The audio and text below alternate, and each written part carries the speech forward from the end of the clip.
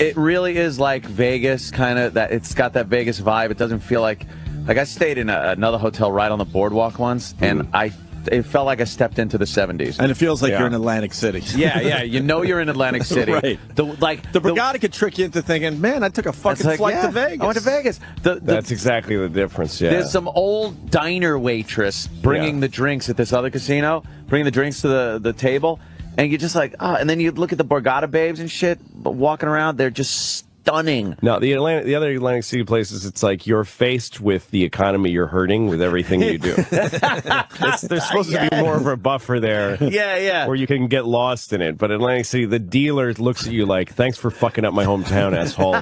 Would you like another card? Like they just look depressed. God damn, that is it. You know? Yeah.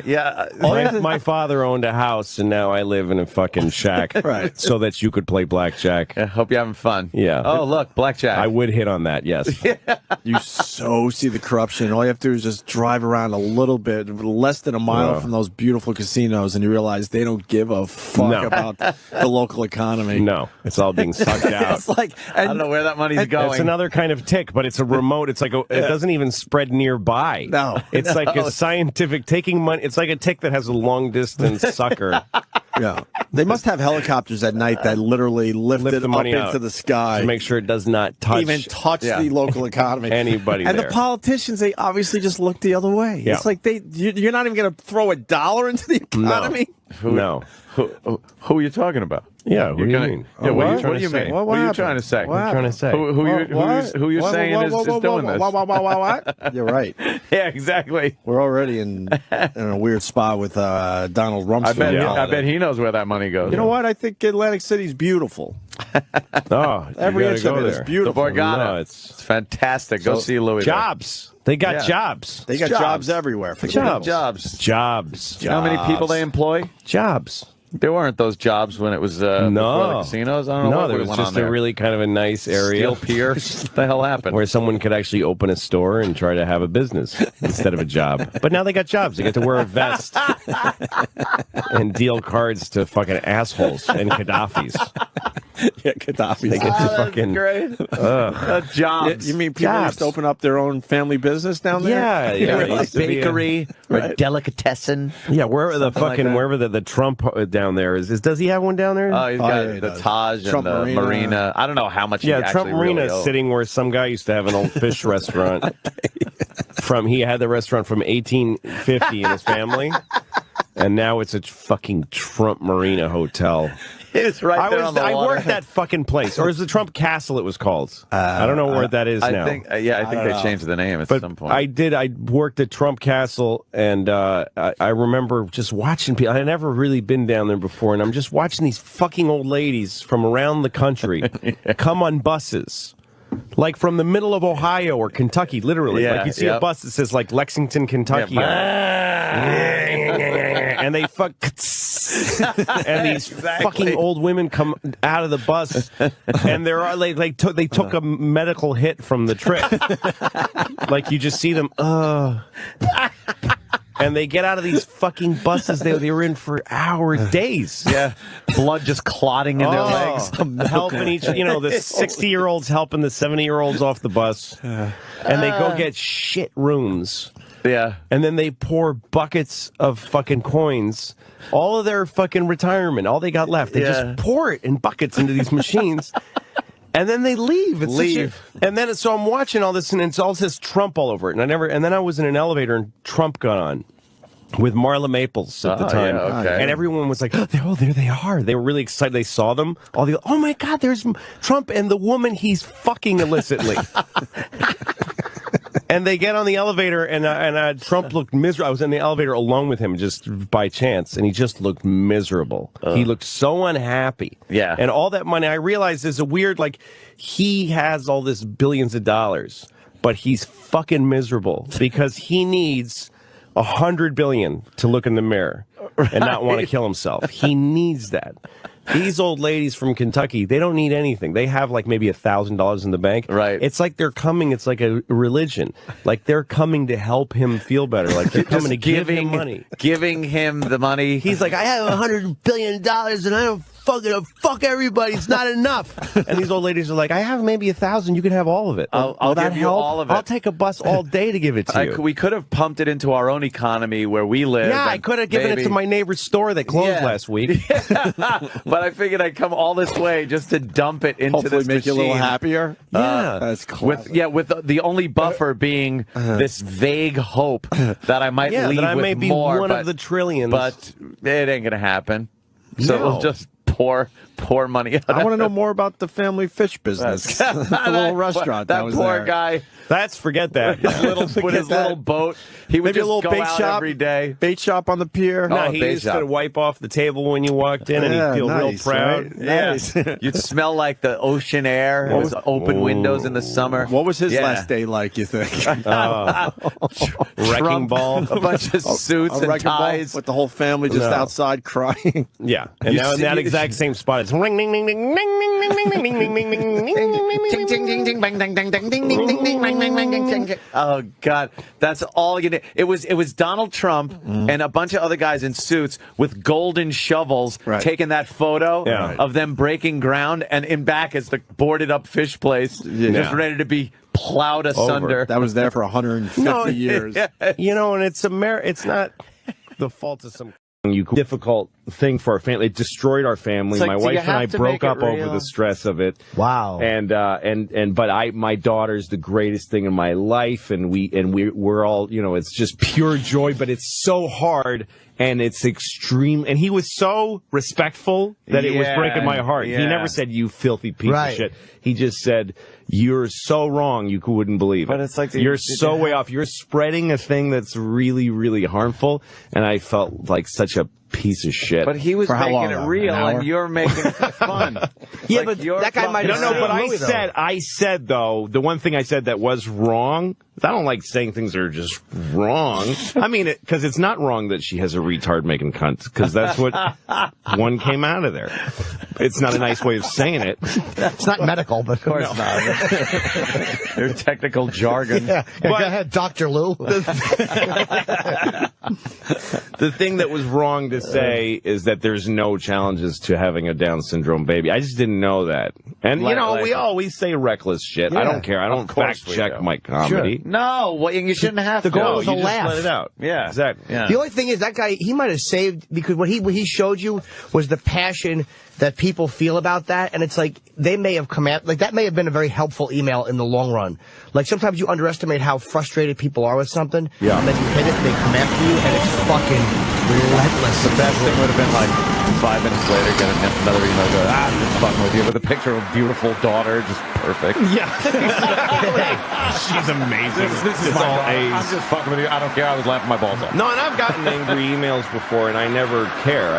It's not my lookout. Other people people choose what to get offended by. You know, people get offended by. You know, I had a funny moment at the Comedy Cellar. I did this joke about 9/11. Oh, I don't go for that. You see? You see? I was doing a story about when I was married. It was really about how being married, you're in trouble all the time. You feel like you're in trouble when you're married, Anthony. Constantly. I don't get that sense from you. You guys seem like you're okay. Yeah, we're all right, man. Yeah. I wish I had a story, that's because but you I hit don't. her, right? Because if you hit her, it's not. Sometimes you got it. So it goes the other way. What's better than when you go to scratch your eye and they flinch? But honestly, my old relationship, I could relate. Yeah, you always walked in around trouble. feeling like you were in trouble. So yeah, you're hitting on something. So I was in L.A. and at 6 a.m, my hotel room phone rang. My phone rang, and my wife at the time was crying. And I was like, what the fuck is this? Did she find a phone sex bill?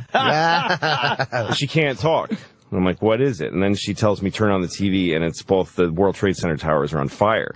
And I was like, woohoo! That's the only person. Oh, shit. That's the only person. Oh, damn. To be deeply relieved That it wasn't something else. that 2 planes That were would flown in the destroy world. Something wasn't. It wasn't. That America would never feel safe again. That's a great show. Anyway, I did it. I told that story at the Comedy Cellar, and this guy stood up in that little room and said, "That's not okay, man. It's not okay." And he walked out. So then I'm upstairs talking to Mark Maron, a comedian. Yeah. And I said, this guy told him the story, and I said, you know, I hate people that pick the thing in the show. That's what I'm offended by, because I said all kinds of shit in that show, and he let it go, but that's his sensitivity. So I said it's really narcissistic of people to decide what they're going to be offended by. And Mark said, that's how insane it is that you're calling that guy a narcissist, when that joke is the most narcissist thing I've ever heard in my entire life. It's only important to you were pleased that thousands of people were dead because you weren't in trouble with your fucking wife, because you didn't know how to fucking face your wife. Shit. That's really funny. Once in a while, you get fucking shit. Like, I did a 9/11 joke. It was probably a year after, not even, and I was doing something, and it wasn't a knock on 9/11. It was like somebody misinterpreting it. But the woman in the audience... It wasn't a knock on 9/11? Yeah. I didn't mean to insult 9/11. Hey. It was a brilliant program. I mean, it's one of the most successful things I've ever seen. But it was one of those things where I knew the person was misinterpreting the point of the joke, and she was kind of like saying something, and the woman behind her was looking at me, and she was just shaking her head no, like don't do I started going after her, and the woman behind her was like, and I backed off, and then they told me after, like, yeah, her husband died, and so I was really happy I backed off, because I was gonna make it a whole big like thing like that, like, you fucking cunt, what the fuck, you don't mind me talking about rape, right? But once in a while you back off and you're happy you did. It's like, even though technically, all right, she was being annoying. Yeah. Well, you're talking to a group of people, and you could never be aware. You can't make people fill out a thing and then do a data report. Right. Well, that's why anybody that calls or however they get in touch with us and they say something like, you know, I'm a big fan of the show. I've been listening for years. But that when you said this, and it's like, you listened for years. You know how many fucking people we probably upset over the years that weren't you?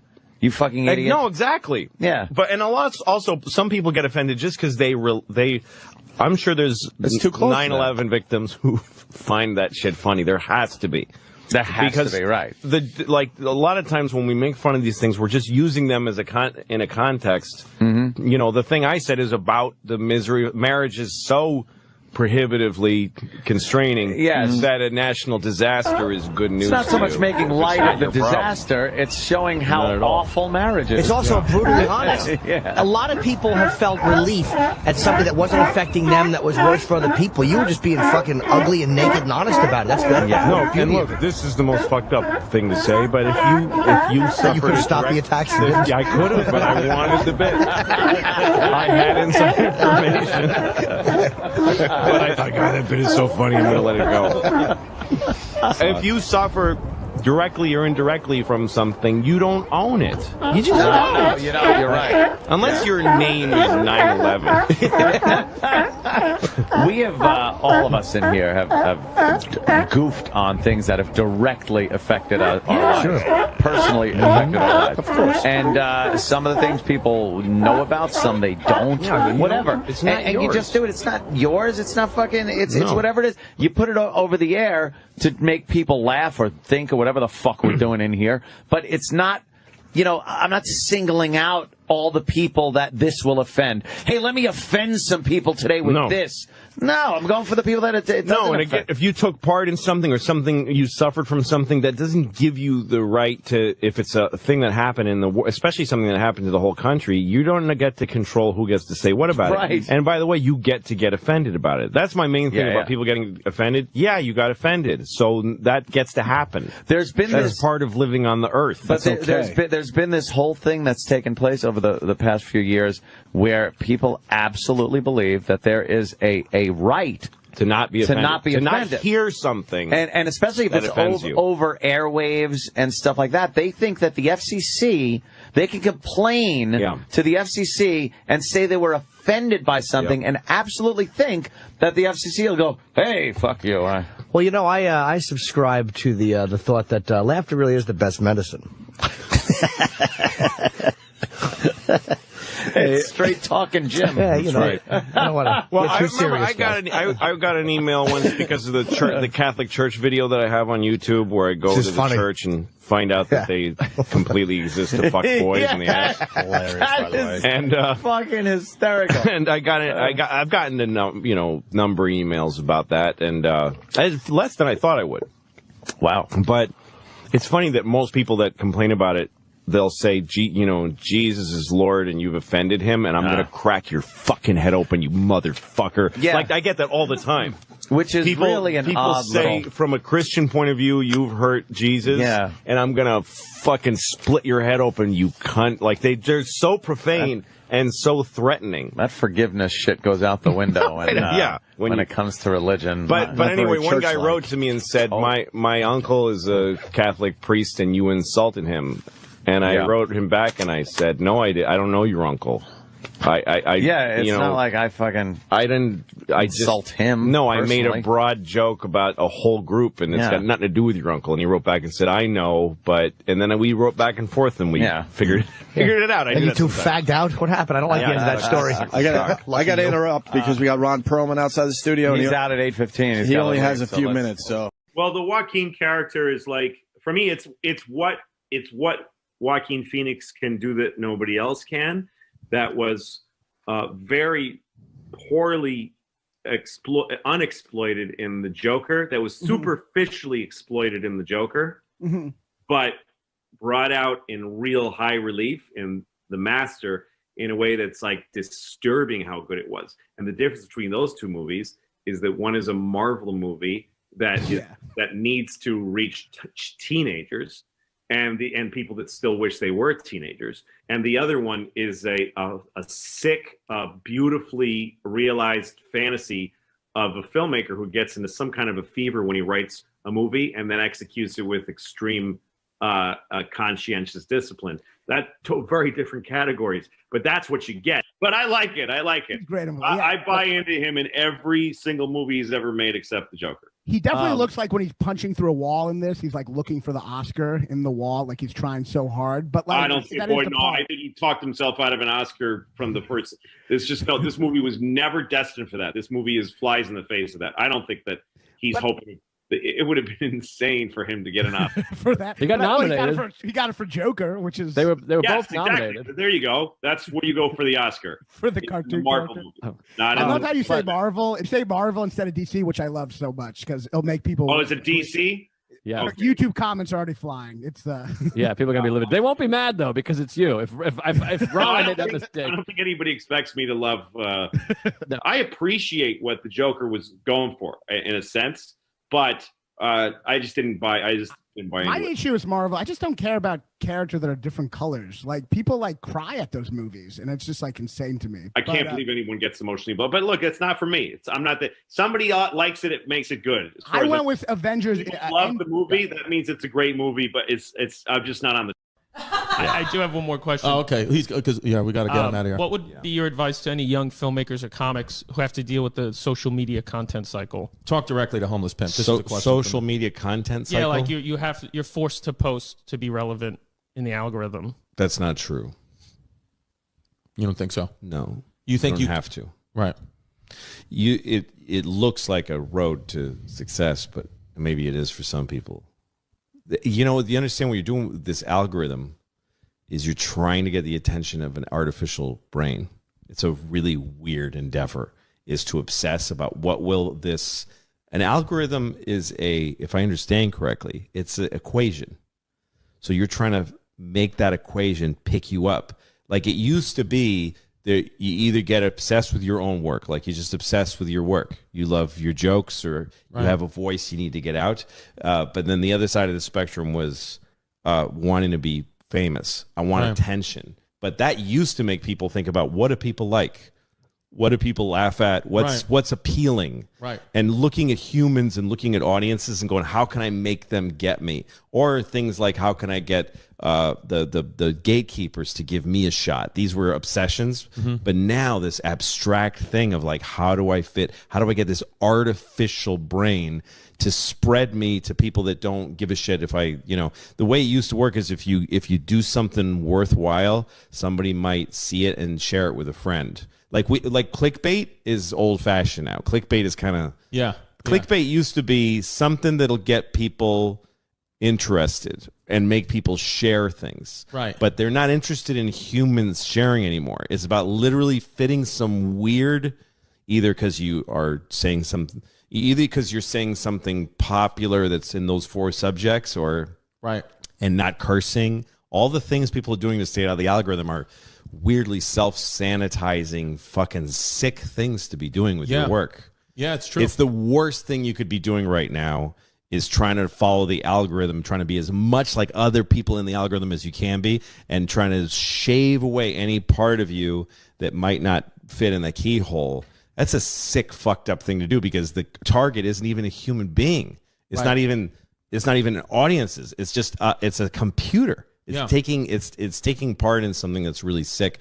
If you go against it and you just don't give a shit and you just keep doing your thing, you live or die by it. Yeah. You spend your whole life trying to get post. Listen to what you're saying. Forced to post. That's a crazy thing. Yeah. And the amount of money that's being made by those companies because you just believe that you are a slave to that. There's no other way. And well, I saw another comedian get, and the club told me, the club looks at your follower numbers or else they won't book you. Well, my advice to a comic recently who was saying that, like, I need to get the numbers up so that I can headline. If you call a club and they go, "What's your Instagram?" You guys I don't have one. They'll go, "Excuse me?" Yeah. I don't have Twitter and none of that. What? Yeah. I could, send you a tape or I got a YouTube video, something like that. Yeah. All right, I'll watch it. I think I made the point. It's just, I think it's a waste of time. Yeah. Well, I think I actually, that's great advice because like we are all like subconsciously, like, the era that I'm coming up in, you think that we feel, I was like, oh, everyone's doing crowd work clips. We got to post crowd work clips. Yeah. But we have, for the most part, I think not really. We've been shadow banned. We're still shadow banned, but we just don't care. I have somebody who does an Instagram for me. I've got an official Instagram and somebody sends out clips from my series that's on my website. Louis is on my website now exclusively. Right. So I wanted to draw attention to it. So we have clips from the website and my specials that just goes out, just clips from the work. And at first I was told, so we're not going to put any cursing in. Mm-hmm. And I was like, no, let's stay like let's do the opposite. Let's stay out of the algorithm. I don't want anybody. I don't want this to go in the algorithm. I want these clips to go. I want people to share them. And there's like almost an exact number every clip. There's a ceiling to it. It's clear that I'm not there. I'm not going. Right. I'm being shared by the same amount of people every time, and I'm okay with that. Yeah. If you're up and coming, it makes life harder. But this is a hard fucking thing to do. It's hard to. At what price do you want to fucking? You don't think it'll impact comedy overall if everyone subscribes to these new rules? To what new rules? Being forced to post and I think it hurts comedy. I know it does. Young comics are. There's a stagnation in comedy. You always see new guys come up, and you see people getting better. I see it. That there are a lot. It's grinding to a slow crawl now. Folks aren't getting. I've seen people that I saw getting funnier stop getting funnier. Interesting. And I've seen some of the newer comedians. They just become more interested in this. And keeping this going because they get big enough that this gets huge, and then they get lured. There's comedians that got big, and I'm like, I love comedy, so I get excited. We just quietly watch them go. That's a new voice, but then they get so big that this blows up, and then they go like this, and they're not doing the jokes. They're not getting better anymore. They're not obsessed with the jokes anymore. They're just getting bathed in the sunshine of this thing now. It's like the other side of it from young comics who just can't quite get there. When this blows up, how do we stop that though? What's going to happen? Well, you got to stay. I just think that this is not. It's not good for comics. Should be starved for attention and should just be feeling alone. And also, all you should be thinking about is your work. All you should be thinking about is what you say to the audience, no matter how many. If it's 20. At an open mic or 100 at the cellar or wherever you are, because that's the only thing that's going to make you look back at your life and be happy with it. That's what, like, I remember when I used to do pilots, when you did a pilot, you go to the network and you try to do what they want the whole time. And they go, what about, and you go, okay. And you keep doing what they want. Yeah. And then they watch what they ended up making. Yeah. And they go, they don't like it. Yeah. And you hated the work. Yeah. So who the fuck got served? Yeah. The last time I did it, the only pilot I did that went, the show Lucky Louie, it was like, I got advice from this guy, Phil Rosenthal, who ran. Sure. He said to me and my partner, just make the show you want because they're not going to pick it up. they're not going to pick it up anyway. Yeah. So at least you spent a month making something you loved. Nobody will ever see it. Yeah. But you'll look back at that month well. Yeah. Yeah. And it'll be a piece of tape that you'll be proud of. That's all you got. Right. That's all you have. If you get there through that, you're not going to be happy. That's not, what are you? Yeah. And the king of the algorithm? The fuck kind of life is that? Yeah. Yeah. It's true. It's easy for me to say because I've been through it all. But I went through my own version of it. I've been doing this for 38 years. And I didn't get big until I'd been doing it for like 25. Well, that's how long it took me. So I'm not talking from, I'm not like a guy who exploded after 5 years and then I'm like, yeah, you guys don't need this stuff. I mean, I did it the hard way. Right. And that road, that 25-year road was, to me, it's the only road to really being a great comic. It's also the same road to shit, to nothing. Right. Because it takes 25 years to find out that you never should have started. It's the same road. It's a rough fucking life. Wow. It's amazing, man. Yeah. That's actually great advice that you almost never hear. So thank you. Yeah, thank you. Well, you got to go. Kids, get on the algorithm, guys. It's the only way. Do you remember your first open mic night? Was that how you started? Yeah. Oh, yeah. I'll never forget that. Can you tell us about it? Well, I got this. I found out that you could do there was an open mic night at a club in Boston where I started called Stitches. And I was actually like 17, almost 18 years old. And I thought, geez, you can go on stage. They said you do 5 minutes. You just put your name in a hat and you get on stage. You can be anybody. That was so exciting to me. So I went to this club Stitches, which is very grown up. They didn't even want to let me in because I was underage. And they have a drinking, a liquor license. And then I went on stage and I did about 2 minutes because I didn't have enough material. Like I just I sputtered, my whole throat constricted, and I heard this roaring in my ears. My eyes were watering. My heart was pounding and I couldn't control myself. I couldn't think straight. And all these adults, like drinking adults, were looking at me like I'm an idiot. And I just walked off stage to kind of confused, like, little applause.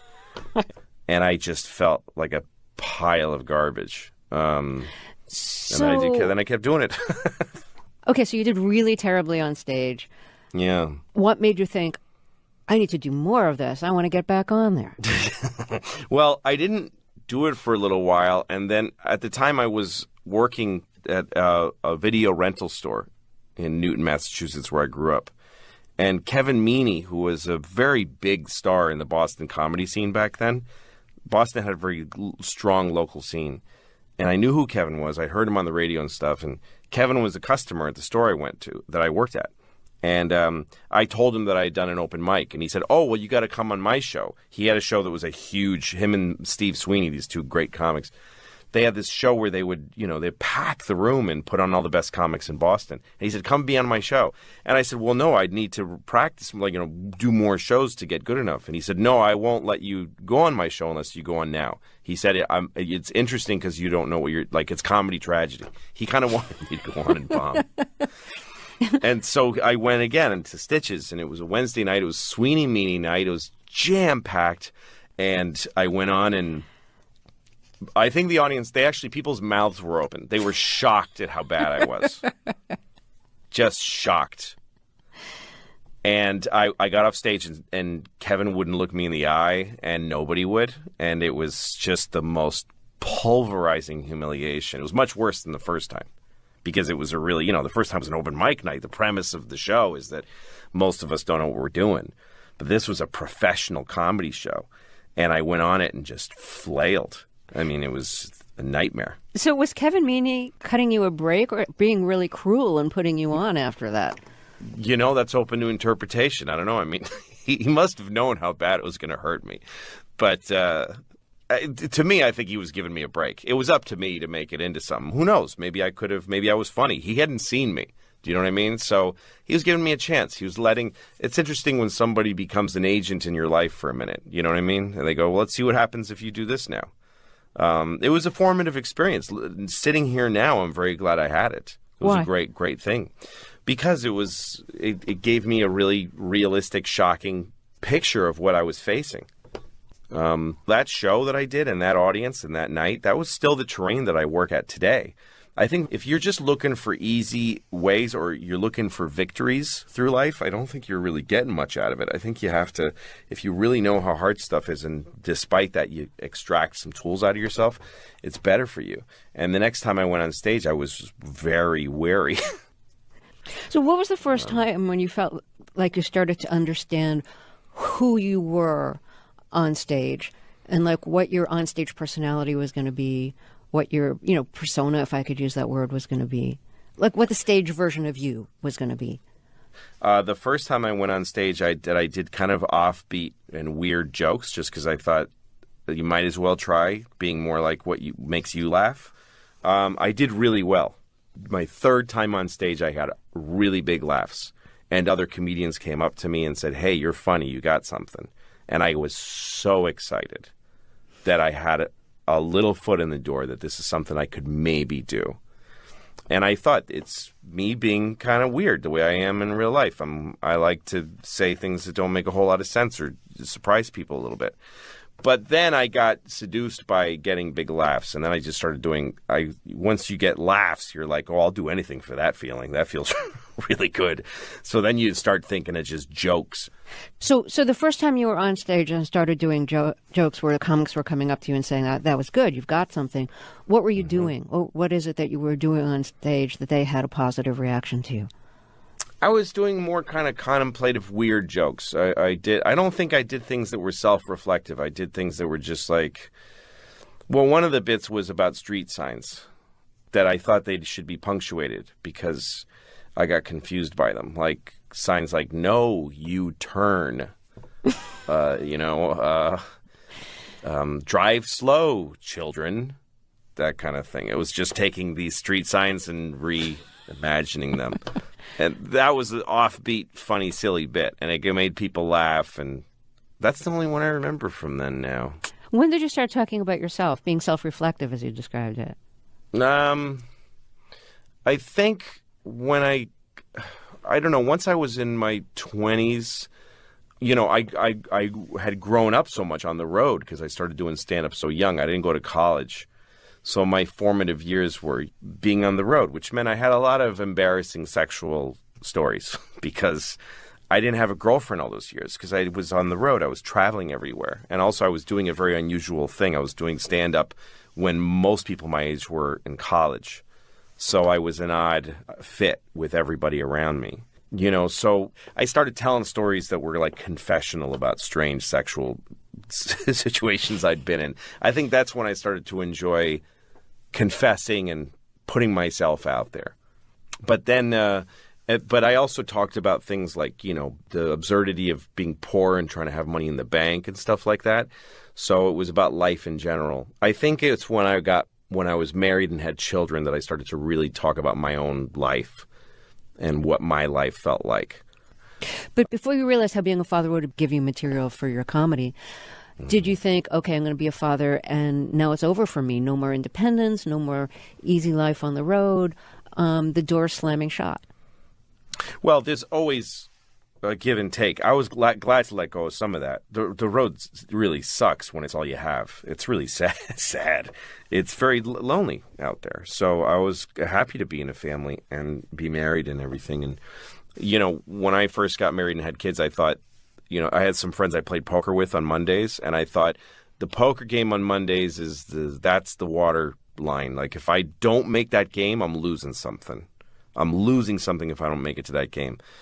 It means I'm letting go of my youth, I'm letting go of my manhood, all these things, my independence. But then after a while I realized, why would I want to go play poker with a bunch of guys in a smoky room when I could be at home with my family? And I realized that a lot of the things that my kid was taking away from me, she was freeing me of. A lot of things that men hang on to when they're younger, they're not good for you.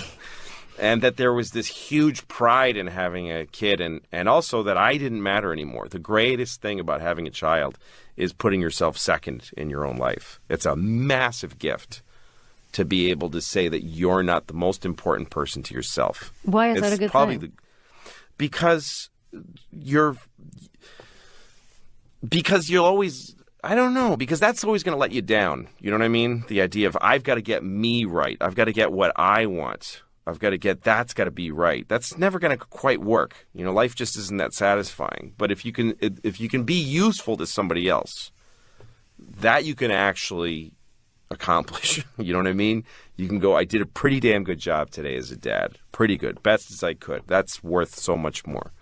You know, I saw a movie once where Spencer Tracy catches this woman about to kill herself. It's a pretty dark movie for the time, but I forget the name of the movie. But Spencer Tracy's on a boat, and he sees a rich young girl about to throw herself off the boat because her fiance left her for another woman.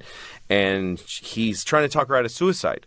And he says to her, do you have a job? Do you have anything that you do in your life? Which was a funny thing to ask because she's like a 1920s, you know, she's like a socialite. And she said, no. And he said, I think you should get a job because it's very hard to be sad and useful at the same time. And ever since I saw that, I keep that in my head. If you can be useful, which means to somebody else, not to yourself, if you can be useful, it just makes you feel better. So I live in service of my kids, you know, for that's the first priority. And then things like my career, they feed into that. They're part of that because I'm providing for them, but also it's just not that important. If something's not important, it's more fun.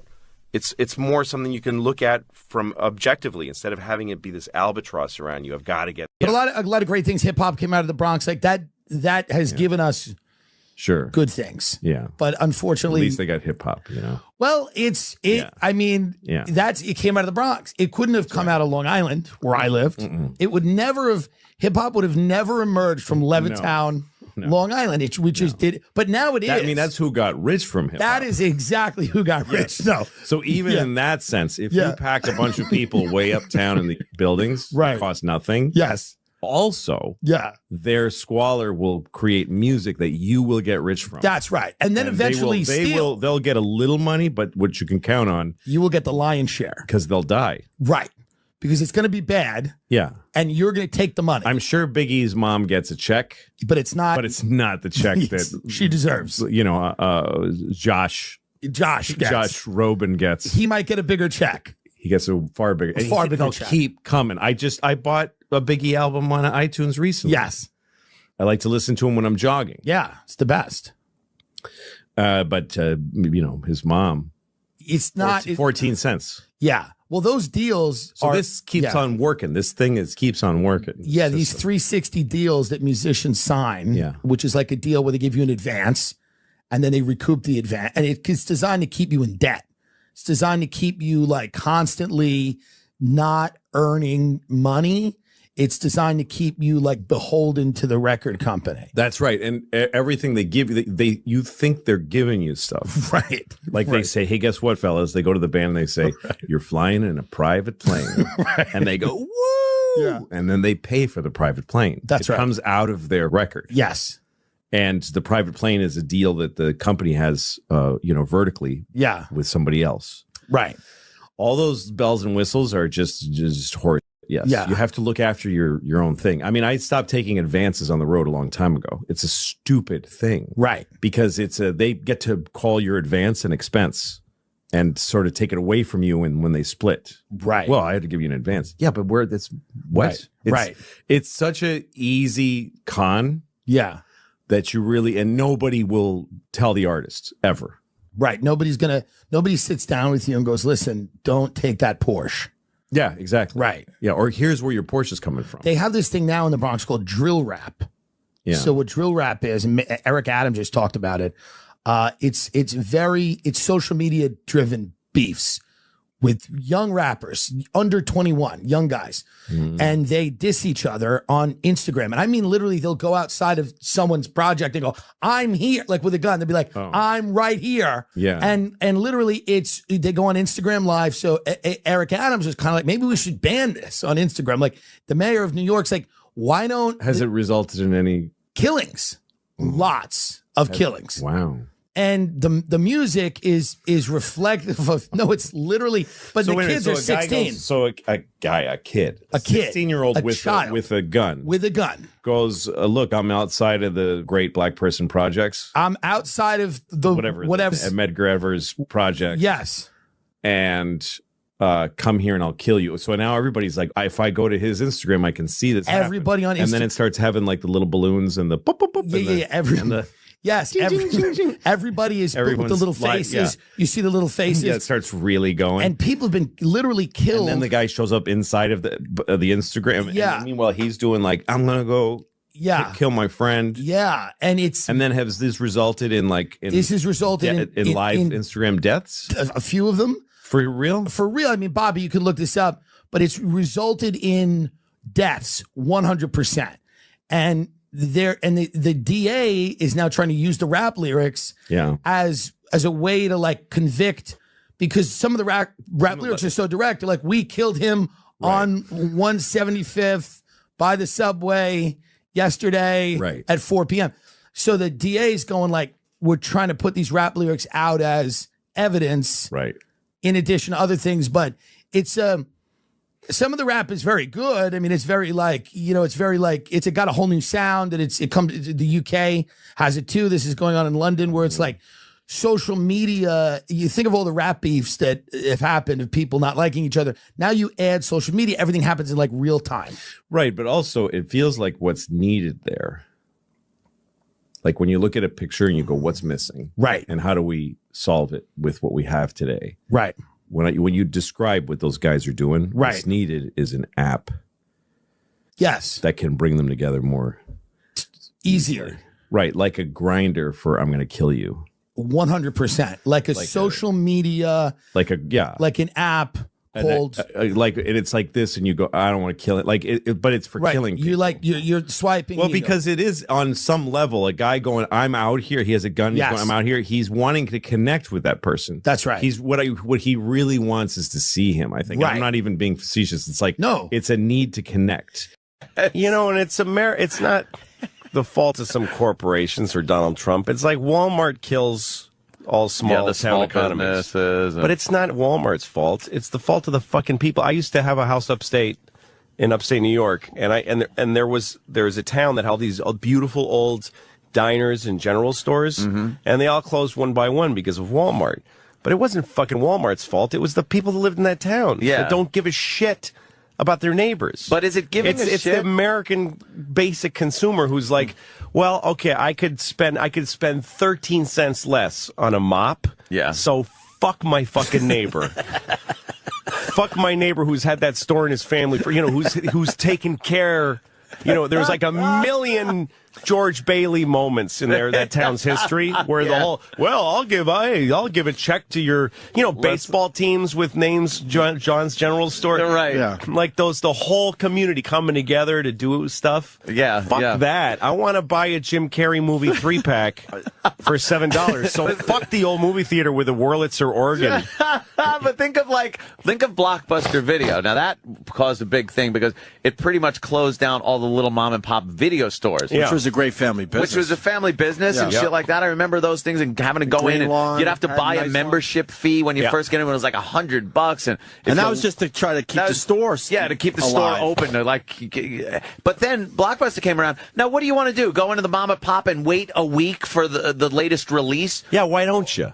Why don't you fucking wait a little bit? I want it now. So fuck the family that opened that store. Yeah. And by the way, fuck them that they used to think about what movies you might like. That you might walk in and they go, Anthony, you like comedies. Anthony, we got a whole section for you. Do you even know Remember who that conversation Francois we had? Tati is? And they'd show you something that we went and found this. Blockbuster would never do that for you. Fuck them. I agree with both of you, but so that you can the local, save a little bit of fucking money. The local place that Ant's talking about, you had to wait for some asshole to bring back the nice new movie. It's out. You'd be like, it's out. It's like, what? When is it coming back? I want to watch that fucking thing. Again, and then Blockbuster said, fuck that.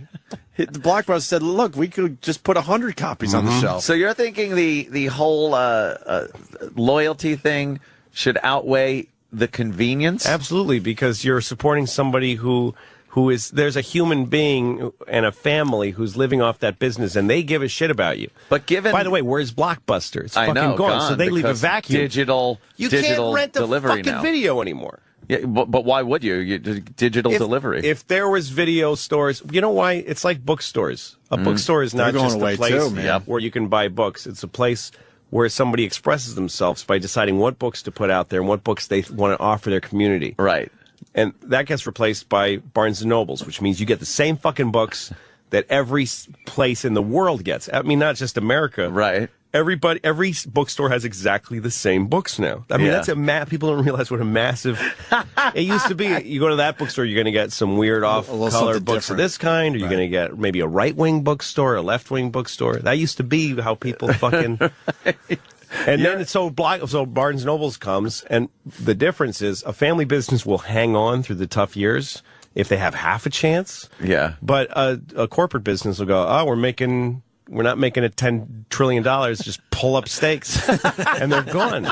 So now there's no more fucking bookstores. That's fucking amazing. Or video stores. Yeah. No bookstores, no video stores. Right. The big Barnes Noble on the Upper West. But because those are predatory businesses. Given your thinking, though, wouldn't we never progress? Like, who's progressing? That's the I mean with everything. Like, wouldn't we not look at the automotive business, which is horrible now, of course, because of the outsourcing and everything. But early on, there were guys working those lines. What about the technology to come in and use robots that did eliminate jobs, but it makes the car better and faster and that's exactly the thing. These things like bookstores and video stores, though, they weren't improved. They were destroyed. And a book is not a car. It's not a product that needs to be perfected like a technology. It's about having a way of life. But now you just download it on Kindle. Yeah. No, exactly. But it's rubbed out getting out of your house and going to a bookstore, meeting the bookstore guy and other people. You used to get fucking laid by going to bookstores. A way that people used to get laid is by going to a bookstore and standing in a section that makes you look smart. And then a chick comes around. Yeah. Oh, do you also like this book? Oh, sure. I'm perusing this. Yeah, you can't do that anymore. When I grew up in Boston, and there was a place in Harvard Square called the Coffee Connection. And this was a place that was obsessed with coffee, and they had coffees from all around the world. And they'd have stuff like you'd get like a cappuccino, and they'd shave chocolate onto it, not like a canister of chocolate powder. It took time. I mean, they had a cheese grater and a block of chocolate, and they'd shred chocolate onto the fucking thing for you. That's like how good it was. You sound like my grandfather. My grandfather talking to me. You don't even understand the old days. And I know the point he's about to make. You'd go to the fucking Coffee Connection, and you'd sit there like trembling, and they'd bring you this thing that would just change your life. Or they go, hey, you want to try Turkish? We have a new Turkish coffee today. It's a weird thing. Sounds good. Never tried it. So then Starbucks opens down the street, but this Coffee Connection hangs on. So Starbucks opens another one, like on the other side of them. Starbucks isn't doing so great that they can open another one. They're just trying to fucking kill. Oh, shit. So they open like 5 within a block of the place until Coffee Connection goes, this is getting hard. And they sell themselves. They go, let's just be at Starbucks.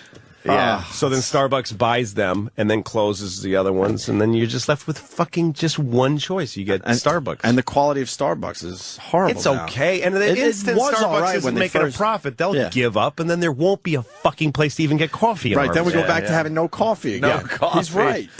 So I remember the lumber stores. I remember we did a lot of renovation on our old house because we had 7 kids, small house, where we were constantly adding rooms and this and that. Mom and pop lumber shop. Mom and pop. I would get in the car with my dad. I remember like it was yesterday. We'd go to the local lumber guy. He knew my dad's first name. We got this for you. We made your pile. It's putting all a dormer set. on the house, are you? Yep. Well, you're gonna need some of that. No, I'll come over here. I'll help you out. You need that for the joists. But it was a social thing too, man. How are the kids? Lumber and how are your kids? Very social. Right. And then, the Home Depot, it's a fucking massive warehouse and no one wants to fucking help you.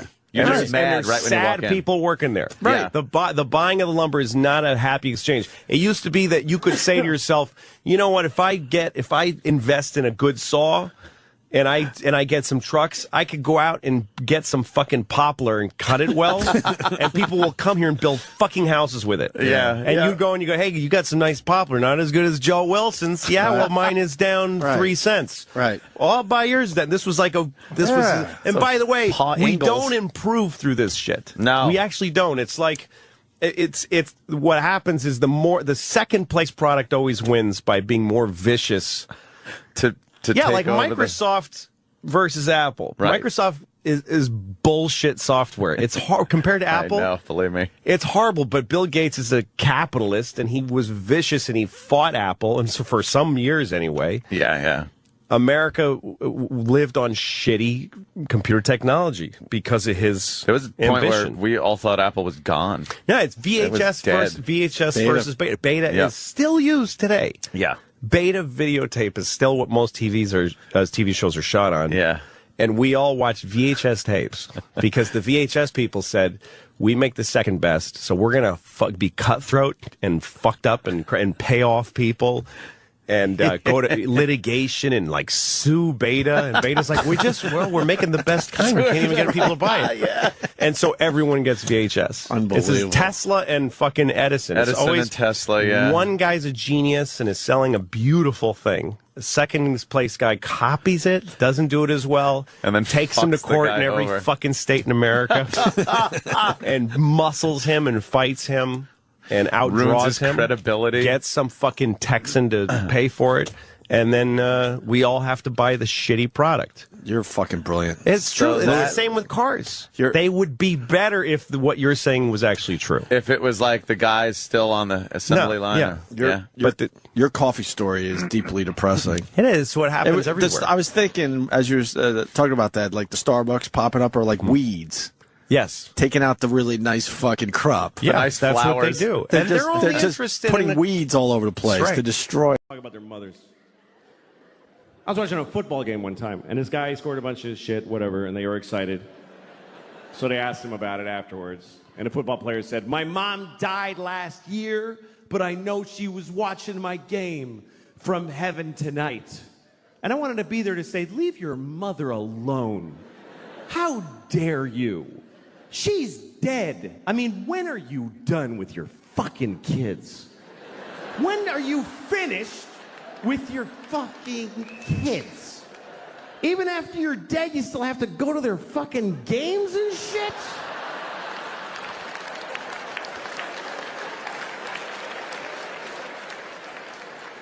Leave your mother alone.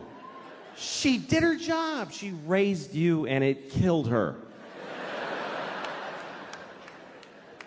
I mean, let her enjoy heaven. Don't you want your mother to enjoy heaven? Isn't that what you want your mom to be, just in heaven? Whee!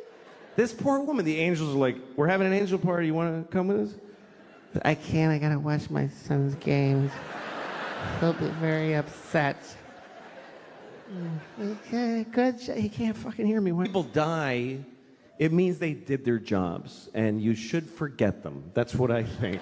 Because it's unfair what we put on dead people. "Are you watching over me?" "Yes, I'm watching all of it." You know, like when you see an old couple and they've been married for like 60 years, you know that kind of story? Everybody always loves that. The kind of people that always get applause based on the math of their lives. How long you been married? 60 years. Oh.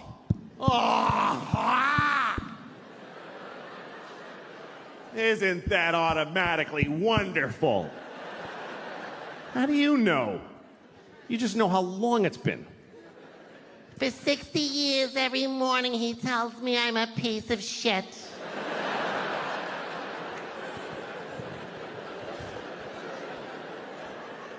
Well, let's just say this is a happy couple, okay? They love each other. They've been married for 60 years. That's longer than most people really want to be alive, and they've been together that long. And now they're just an old couple, and they just walk together. You know when you see two people? And it's kind of lovely. They don't need anybody else. It's just the two of them. This is both of them. They just walk. They always walk somewhere nobody walks there. It's trash. Trucks go. He's wearing a suit that is not a color. She's wearing a dress that's like a triangle, like a kid drew it. It's just fucking a dress with fruit on it. Nobody cares. And they just walk every day. It's cold. Yeah, it's cold. You want to go to the store and get a cracker? Yeah, let's get a cracker at the store. Yeah, buy a cracker. Yeah, you can buy that. Blah, blah, blah. And then one day, usually he dies first, they're walking, and he goes, ah. Ah. And she says, Richard! Ah. Ah. Richard! Ah. And he dies. So now it's just her. Just Rose. And she's alone. Now she just stands in their house. Once in a while, somebody goes to get Rose because there's a wedding. Come on, Rose. Just fucking come on. Come on. Fuck, come on. Fuck. Just want to push her from... She lives 10 more years. 10 years after Richard dies. And then 10 years later, now she's laying in a bed. She's dying. Somebody's there with her on their phone.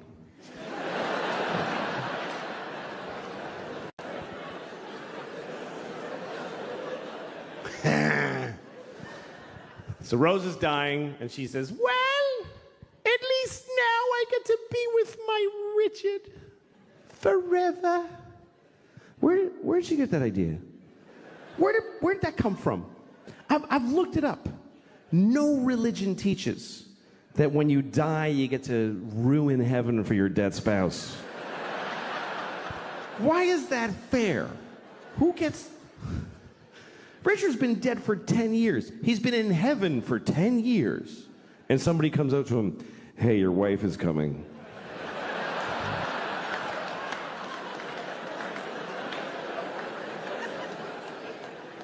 What? He just now? Yeah, Rose just died. She'll be here in about 20 minutes. They just gotta hose her down and tape the wings on. And then you're gonna be together forever. Wait a minute. Fuck. You said this was heaven. Why is this... I have a girlfriend here now. I don't want to fucking... She's the love of your life. She's not the love of my death, motherfucker.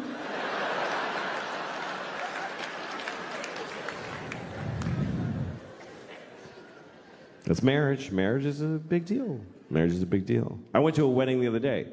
I went to a gay wedding. I've been to a lot of gay weddings, which is not true. It's not true at all, but I did go to one. But I don't go to weddings generally because I don't like them. I hate it. Don't invite me, really. I think it's rude to invite people to your wedding. I really do. Nobody's happy to get that shit. You make it all pretty, and they're like, oh, fuck!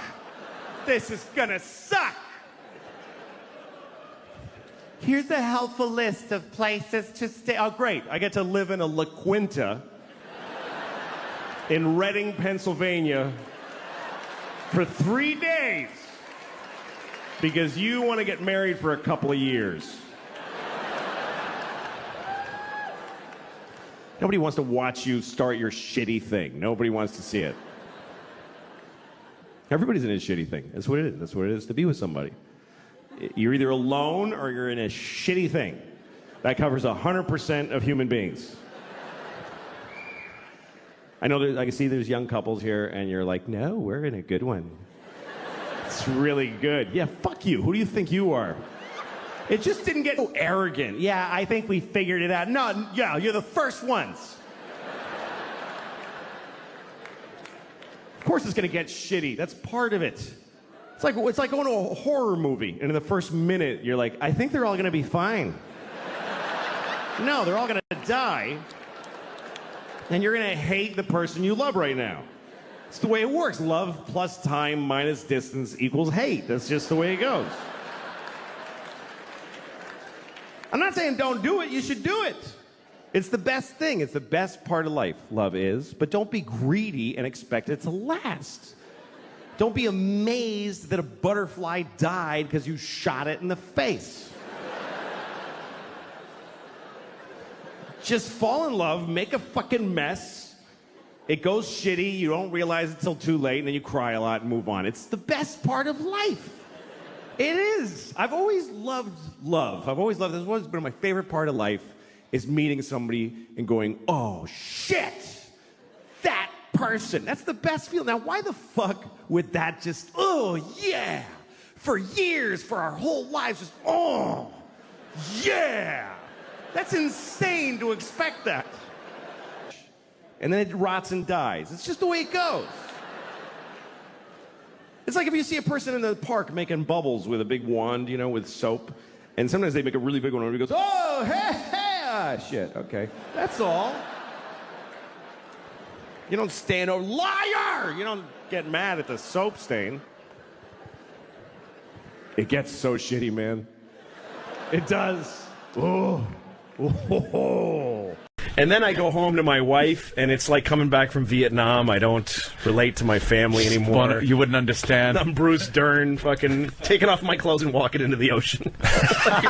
I just fucking can't relate to society. Sell the car, anymore. sell the house, sell the kids. Yeah. Send that letter. Yeah, exactly. That Kurt's letter. Just less and less Colonel able to CK. fucking- Colonel CK. Yeah. Nothing to say to her. Oh, damn. My wife is like fucking a astronaut's wife with a shaky cigarette in her hand. He's fine. We all love him here.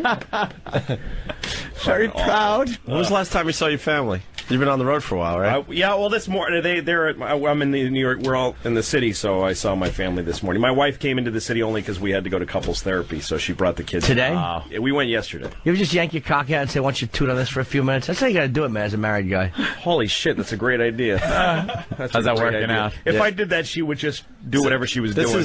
She wouldn't even look. We don't look at each other. And if I took out my dick and said, "Why don't you toot on this for a while?" she'd keep whatever fucking emailing. She'd be looking at whatever real estate wherever she wants to live when she leaves me. She'd be like, "I'm sorry, did you say something?" And the counseling It would be nothing. The counseling is obviously her idea. Oh no, I wanted. You went for it. Yeah. I'm the one who said I wanted to go. This fucking guy we did it last time we went. It's a double session. It was $800. Wow. $800. What does he do? Eat both your assholes while he talks to you? Jesus. That's $800. Wow. Is it doing anything? Oh, it's great. Everything's great. It's great. Everything's great. Oh, worth every penny. It's fantastic. Great. Yeah. $400 a person? Well, it's $400 an hour. He don't break it up by the person. Oh, you go 2 hours? Yeah, it's couples. What is it, a drive-in movie? He puts her in the trunk before he drives. There's only one person here. Is there anything Listen up, honey. Is there anything you could share from those get-togethers? Well, no, not anything about us. The guy, though, the first day he's telling us about it. A lot of times they tell you about other couples to give you comparisons. And he's like, hey, I know a couple, because I'm on the road a lot and I work a lot. So he's like, it's hard for people with careers. I know a couple. She's a lawyer and he's a sports writer. Right away, I'm like, I can Google that and make some connections. Yeah, narrow really. it down. I can figure and that he's one like, while he's covering March Madness, he's a lawyer. He's a sports writer. And then he goes, well, he's covering March Madness, and she's lecturing about pornography and law around the. So I'm like, I know who these people are. Yeah. I can figure it out in 10 seconds. Why are you telling me this? The next couple's going to come in and he goes, I know a couple. I know a couple. He's on stars in Lucky comedian. Louie. Lucky Louie. The first initial in his name are LOUI. Fucking douche. That's got to be something, though. You ever sitting there and listen to like a therapist or something and go like, he doesn't get this at all? Or... No. Well, the thing is, what happens in therapy is you get it. You really say the shit. It's only because my wife, I know she doesn't have XM in the car she's in that I can say that the other day she said, she pointed at my head and said, I hate him. Oh, at the head. Yeah, at my head. Oh, God. So here's the thing. You get in there and you fucking have it out. You say everything. And then you get addicted to that. And you can say, outside of the therapist office, you can say nothing. Like, outside of the therapist office, we're just, like, at home, we're just, like, just bullshit talking about, what did Rosie O'Donnell say today? Like, we can't, but if we start talking about anything real, it gets lightning rodded to what we fucking have said to each other. And if he's not there, we're going to kill each other. Wow. So we can only talk for 1 hour a week. She said, I hate him? And we spend all the other hours of the week in this strange avoidance. If we were in a boxing ring during the week, people would be whistling and throwing paper and do something. And then for that 1 hour, oh yeah, Motherfucker, it gets hot in there. I don't. Oh shit! I don't know how far we can take this, but why do you guys hate each other? Or can you discuss that? What did you think when she said "I hate you"? What did you feel when she said "I hate you"? I hate you too. Okay. Is it just over time, slowly but surely, the relationship broke down, or is this? Was there? We got 2 kids. I think it's like this for almost any marriage, except for that we have. The thing is, we have a traditional marriage. I make all the money, and she raises the kids. But we have a traditional marriage in 2007, which means that you can't just say that. Not traditional. No, I don't get to say, I bring home the bacon. Right. You watch the kids. You fry it up in a pan. Fry it up in a pan. Yeah, it doesn't work like that. I bring home the bacon. I fry it up in the pan. I feed it to the kids. And if I mention that I pay the bills, I'm a fucking asshole. Like I'm a piece of shit for, like somehow I'm being... prehistoric but it's true that I pay them, so it's hard. Like marriage is harder now, I think, than it ever has been. And it's not like this guy, he wrote a book, the guy we're going to, and it's all about how it's hard for marriage now because when the women work. My wife doesn't fucking work. So your theory of your book goes out the fucking window. Yeah, it's hard, but mostly it's because when you have kids, it's hard to fuck anymore, and you also care about your kids far more than you care about your spouse. I don't give a... I mean, my kids are my life now. I really don't give a shit about her. I really don't, because how could I next to my kids? I'm laughing because I'm fucking stunned. It's just like a stunning thing. The honesty. Yeah. The honesty. Well, it's true. If our kids... Look, I've got a lot of history with my wife. And... there's a lot. It's a complicated relationship, and I feel I feel a lot of push and pull in many directions, and I'm fighting really hard to save it. We're in therapy, and my whole life right now is focused on saving our relationship and getting it back to somewhere good. Right. Oh, but do you it's the biggest deal in my life. But if my kids weren't here, I wouldn't even call her to say goodbye. I just walked. I wouldn't leave a note. I would just stop being near her you're fucking fucking cancerous body. You're saving it for the kids then. Totally, 100%. That's why I'm so glad I never had kids. Oh my God! Because the whole thing you're talking about, like I used to get ragged on for not doing things chores around the house. Right. I had these set chores to do. There weren't much, but it was like, why? I'm going out. It's a new career for me doing radio. Yes. I'm really like learning the trade at the time. This was, years ago. And she's not working, and I'm bringing home the money. And believe me, a lot more money than I was when we were both working, and I was knocking tin. Yeah. But then, well, the money you brought in just to help you out a little bit gave her the luxury of not having to work. Yeah, not having to work. Right. Which is kind of key, I think, to the whole thing. But then there'd be these little chores I would have. Like I'd have to take out the garbage, and it was my job to vacuum. And like if I didn't do it, I would be ragged on. Like I remember my mother fucking yelling at me for not vacuuming. No, and the thing is, to me, if you don't have kids, I don't get any of it. And that was it. If you're married and you don't have children and you have a bad week, get the fuck out. Why the fuck would you save a marriage that's stressful? Right. When you have kids, that's everything. You got to stay together for the kids because you got to be. It's not even that they need to have 2 parents to be together. It's just that you want to be there for your children because you fucking care about them. But you got to look at it on the other side. Like the thing about having kids too is that spend one day, if you have kids, spend one full day with them where you're like, every time I give my wife a break, I fucking totally realize what she's going through. It's fucking murder. You want to kill everybody in the world. When you're alone with kids and you don't have, I have a job. Even when I'm taking care of the kids, I fucking got my computer on my knee and I'm working. Like I'm fucking writing a movie. Yeah, you're still working. Yeah, I'll call just to make myself feel okay about the fucking trap that children feel like on a given day. I'll call my manager and just say, what's going on? And he'll be like, well, we just booked another O&A date in Camden. Oh, good. Go read a story to my daughter. You know what I mean? Because I'm not sitting in a room reading fucking The Happy Hen and nothing else is going on. I've got a show I just booked in Camden. I'm put it on my website. There's people talking about me around the country, buying tickets to my shows, ordering my DVDs on Amazon. That helps me sit in a room and read to my boring little kids. But my wife has fucking nothing except to focus on what a piece of shit I am for dropping cum into her and making people that have ruined her life. That's all she's got. So I actually completely see her side to it. We are, and what we found out in therapy is that we're trapped and that it's neither of our faults. So how? But that doesn't make us go, oh, The only solution is killing the children. Yeah, that's it. That's Throwing really... them into a garbage can and letting them die next to a rat in a milk carton. And you two just, like, spur of the moment, laughing, heading off to the Caribbean. Oh, my God, we'd have a ball. Just having fun like the old I days. actually think if, like, when I picture that, if we got rid of the kids, I would walk out the door. Actually, what I'd do is fuck her face, and we'd probably get off the place.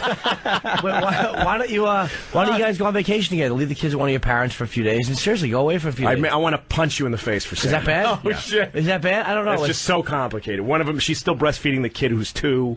Can't get the kid away from her. No, bad? it's a mess. Right. Never do that. Hey. Never do that. Wow, man. That's like walking up to a guy in a concentration camp and going, why don't you just take a little trip somewhere and get out of here? If you don't like it here, why are you hanging around? No, but I mean, you can't give them to, like, your parents or something like that. Because there's Nazis that will shoot me in the face if I leave. 2's too young to leave a kid. Wow, man. Yeah, 2, no, we can't leave the kid. Let's go to Minnesota, I think. Chris, what's up? Hey, love your show. Thank you. Hey, Louis, I completely agree. To me, I think I'm just a dick for my wife. You know, I'm just a dick in the house. Well, that one lost steam faster than you expected. He won't admit that he doesn't care about his wife either. Yeah. No, to me, I'm just a dick to the wife, and so. Hey, Jimmy, got a question for you. I'm sorry I did that. I'm embarrassed that I did that. I did. Who is this? That's Imus. His apology. Oh, jeez. Hey, Dave, use it now for embarrassing phone calls. let's try to get this back on the rails. Yeah, go ahead, Dave. Oh, no, Louis, you're absolutely spot on. Same predicament here. You just go numb, man. You know, but I'm at the point where I couldn't give a fuck if my wife went out and got filled up with somebody else's cock custard. I'm done. Don't give a shit, man. I'm just holding on, waiting for the kids to graduate. Get the fuck out, man. I had my... Oh, no, if my wife cheated on me, it would change nothing. Yeah, it really would. You wouldn't leave her? It would be leverage for just the little things during the day. That's all it would be. You wouldn't leave her? No, because I can't. I got plenty of reasons to do it now. I got kids. We want to stay together. We want to have the kids. And you know, and the thing is, the complex thing about it is that we share the kids, and that makes us happy together. Like we, as parents, we're fucking the best friends in the world. We watch our kids do fun shit, and it's hugely rewarding. That's the two your of us. common denominator there. Yeah, exactly. So like we'll be hissing at each other. I hate you. I'll never suck your dick again. Fuck you, you whole fucking whore. Oh look. Oh look what she did. Oh my God. Oh, isn't that cute? So we do, but that joy that we share with the kids, totally real, and it's actually making life worth living. So that's the thing that's complicated about it. When I pictured leaving, I'm not only sad to think of not being with my kids every day, which I am. I'm also sad about her. She's part of that. She's part of our... You won't be able to share that with her. No, that's bigger. And actually, you know, look, I'm almost 40. My dick is finally starting to get 8% less hard than it used to be. So like the fucking joy of having a family is starting to outweigh the sex a little bit. I mean, that's kind of sad because it's like, you know, I'm not going to care that nobody fucks me in a couple of years. Dude, I think that makes me want to kill myself. You ought to do it when she's laying there sleeping, start eating her ass like a fucking loon. Go in there and start eating her ass. She'll be like, this loon She is sleeps with the fucking children. So I'd have to move my baby to the side. Go like this. If the kid looks at you, go. Oh, he inadvertently sticks his face in the baby's ass. Life can be stressful here, though, because life is good, and so we want it to be better. And we try to perfect everything in our lives, and it's like a job. Being a consumer is like a job. You have to make sure you get the best one. If you get a Blu-ray player, you got to do research. You got to look at reviews of a player. You got to go on Amazon and read a really long review written by an insane person who's been dead for months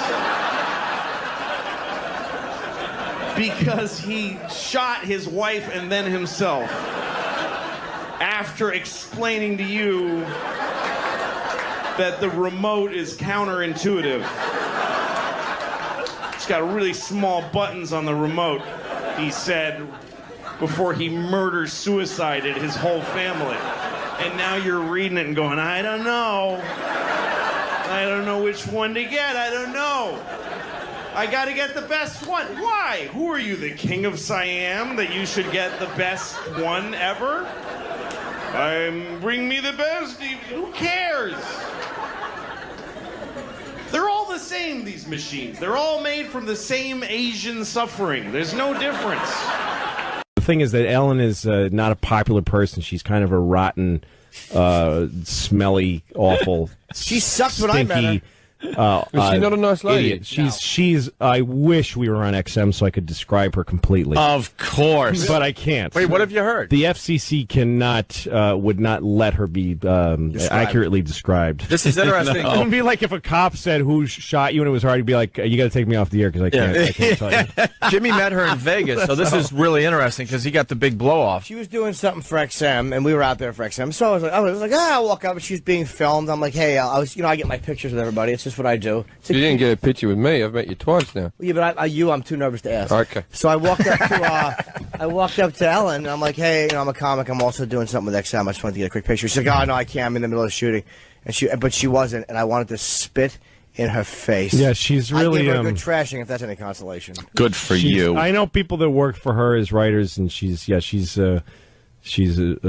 dope and mean to people. Oh, easy, Lou, like on the language. Yeah, you know what I mean? Yeah, she's a spoil sport. She's a real ninny. She's a right rotter, isn't she? Yeah, she's a right rotter. Yeah, she's yes, most definitely. They went to commercial, I was reading recently, and she yelled at her writers, "Why did you write that for me?" Yeah, she's really got gallons of. Yeah, that had made the press last week. Was she a good stand-up in a day? Yes, I think she was. Okay to say? She was a good stand-up. Okay. She was fine. She was all right. I know she never made me laugh really, but because she's got that way about her. Being a leather. Well, no, not that one. Yeah, I don't. Who cares about that? But the fact that she has this sort of MO means that people pile it on. Yeah. So it's like, oh, look at her working. She shouldn't be working. And whatever, that story. You know what? I've had a show where I had writers, and I'd look at them and say, you guys stink, and I hate you. So the stories about how tough she is on the writers, that I take with a grain of salt because well, I guess there's a natural, you got to crack the whip, and also there's a natural thing where the person who's on camera is taking the hits for bad jokes. But would you do it in front of a live audience? What's that? Would you do it in front of a live audience? Oh, no, never. I think that's what the story was about. Yeah, she did a joke and it sucked, and she goes, "Why would you write that for me?" And she was dead serious. Wow, I don't know. While they were in break. Yeah, no, she sucks. You had good writers on Lucky Louie, man. Every one of them. It was funny, man. Yeah. I don't know if there is a God. That's all I think you can say, honestly. I mean, you could say there is a God if you believe in it. You could just get to say it because you believe it. You can't argue with somebody's beliefs. I believe in God. No, you don't. Yeah, yes. I mean, it's faith. It's not science. It's faith. I envy people who have faith. They wake up in the morning and there he is. They're like, oh, hi. That's so nice that you came again today. He's always there. I don't have that. I wake up and there's nobody. It's just my bad breath and my garlic penis. It used to be at least a boner that all right, let's get going. But it's just so. But I don't think you can say there's no God, because that takes a lot of confidence to say, nope, there's definitely not a God. How do you know? Just because doesn't seem like there's one? So there's not one. How can a human being think that they know that there isn't anything? I mean, you're a human. You can see for 100 yards tops. How could you possibly know? God might be right behind you all the time, just like... I think if there is a God, it's probably not the way they describe him in the Bible. They say he's our father and we're his children. That's a weird story. He's our father and we're his children. Where is our mother? How could we not? What did he do to our mom? Something happened. Somewhere in heaven there's a porch with a dead lady under it.